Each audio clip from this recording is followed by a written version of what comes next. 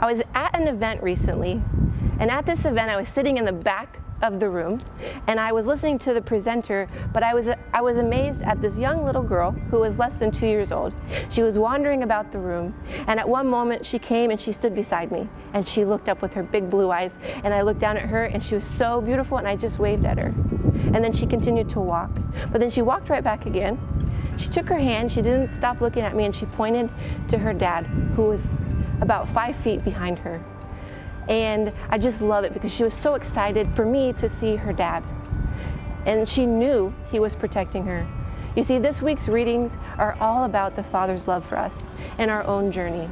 That we're on this journey, we're walking the path, and yet at times in our life we find that we have fallen.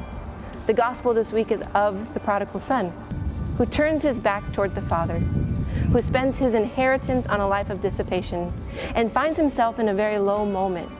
And he comes to his senses and he says, I will return to my Father, and I will tell him that I have sinned against heaven and against him.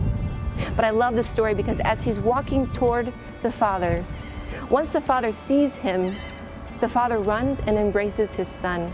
Before the Son can even get a word out, the Father is renewing his Son in his proper dignity. You see, that's our story.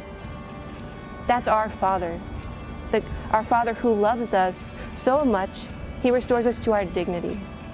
Oftentimes in our life, we turn away from God in our sinfulness. We find ourselves in the muck, and God is calling us back. But we must remember that it's his love that transforms us. So this Lent, as you resolve to keep your Lenten journey, remember it's his love that sustains us, his love that makes us a new creation. The prodigal son was renewed not because he was able to tell his dad everything that he did wrong, although that's important. He was renewed because he was renewed in the love that the Father had for him. And in our own lives, that's what changes us. That's what makes us a new creation, is that the Father looks at us and he loves us. And in that, we can change from a life of sin.